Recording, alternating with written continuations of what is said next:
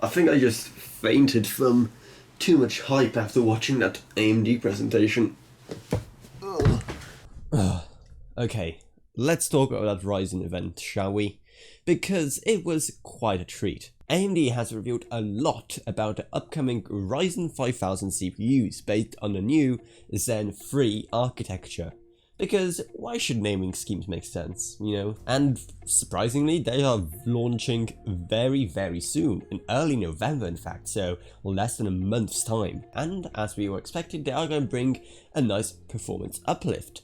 But I think no one suspected exactly how much of a difference there will be, especially since we aren't dropping down to a different node or anything. AMD is still sticking to 7nm, but they said that the next CPUs based on Zen 4 will be based on 5nm, so that's something to look forward to. But let's not talk about Zen 4 for now, because that's still probably some ways away. Let's talk about the huge performance gains we're gonna get with Zen 3, as AMD proudly told us that they have achieved an IPC improvement of up to 19% on these new CPUs versus a Ryzen 3000. What does that mean? Well, that AMD should finally be able to catch up to Intel when it comes to single-threaded performance, something it has been definitely falling behind in the past. And would you just look at these numbers, winning by quite a significant margin in Cinebench, and look at these results in games as well. But also what really stood out to me in the whole presentation is exactly how close Intel still is to AMD when it comes to gaming. And especially now that these new CPUs will be quite a bit more expensive than the Ryzen 3000 counterparts, it's more important to know than ever. Because look at this, minus 3% versus an Intel CPU in Battlefield 5, tied in Far Cry New Dawn. And remember, Intel is still, you know, lagging behind quite a bit when it comes to technology, still being stuck on a 14nm process, and it looks like the next 11th gen Rocket League CPUs will also be 14nm based. So it's still kind of interesting to see exactly how much of a, you know, lead Intel still had in that area. And I do say had, because apart from quite a few examples showing that Intel and AMD are kind of even now in gaming, in other games, AMD completely destroys Intel. And that is very exciting indeed. But now let's talk about everyone's main complaint when it comes to new CPUs. The pricing. Yes, these new CPUs will be more expensive than the Ryzen 3000 counterparts, but honestly, I mean, it's kind of to be expected. Who knows how much they sunk into R&D to push out another 19% IPC improvement, along with tons of other features that will greatly increase performance. For example, within a single die, all cores will now share the same unified cache, instead of the cache being split in between the cores, which overall decrease latency and increase performance, especially in scenarios like games, where lower latency on the CPU die does help a lot. So does that make the increase in price justified? Well, I'm gonna have a whole video talking about Ryzen 5000 pricing coming really soon, so definitely subscribe to this channel so you don't miss that out. But in essence, I honestly didn't expect them to be priced in a similar level, because well, we are getting more performance here. Not only that, but it looks like AMD isn't done with 3rd gen Ryzen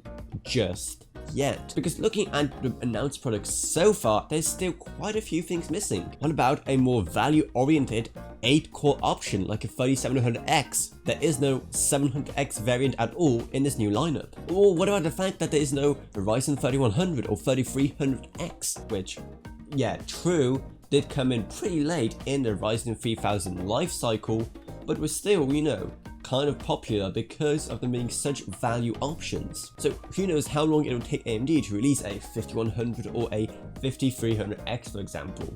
Not to mention that they already said that they are bundling together as many CPUs as they can into this launch, because they heard the fans' feedback about the 3950X launching later than the 3900X and all the rest day one 3rd gen CPUs. So the 5950X along with the 5900X 5800X and 5600X will be all launching on the same day. Additionally, another thing missing from the presentation that would explain the price hike is the fact that they didn't mention anything about a new chipset. While, for example, when they're announcing Ryzen 3000, the capabilities of X570 were a major talking point for them. So it looks like we probably won't have a brand new chipset coming with these CPUs. So AMD won't be making much money on motherboards this time around. So it looks like Ryzen 5000 will just focus on the 500 series of motherboards, so the X570, B550 and A520 chipsets. Wait a second,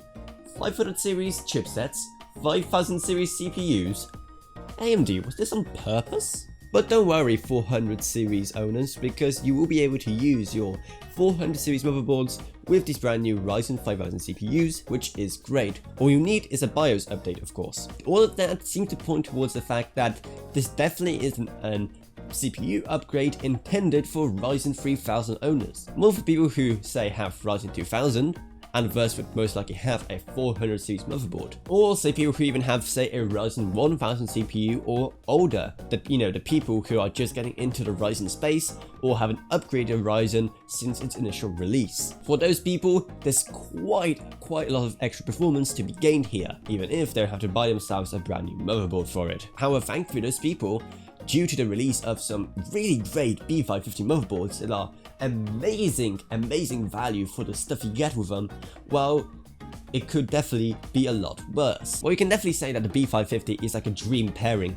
for Ryzen 5000, because all the money you save on a B550 motherboard, you can then spend on getting yourself a nice and fast Ryzen 5000 CPU. So, take this moment in, ladies and gentlemen, because this is going to be an absolutely amazing launch, and these CPUs are showing a lot of promise, and hopefully, as a worst case scenario, AMD will meet Intel and in the best case scenario beat them by a long shot. But would it be awesome to maybe review a Ryzen 5000 CPU on this channel? Yeah, that would be amazing. And you know how you can help with that? By checking out our Patreon and Amazon links, because if you buy literally anything using my Amazon links down in the video description below, we get some of the money, you don't pay anything extra. So it's literally a win-win. I'm gonna have the Amazon links lead to some awesome B550 motherboards if you're planning on picking them up for a Ryzen 5000 based build. And also down there is our Patreon if you want to support the channel that way. Even $1 a month goes a long way. I'd also like to thank my Patreons Gavin Burns and LKB. Thank you ever so much. Down there's also my Discord if you want to talk to me about this or whatever else really. And I guess that's really it, so I hope you enjoyed this little video. If you did, remember to subscribe, like, whatever. And I'll see you all in whatever I make next. Goodbye everyone. Goodbye.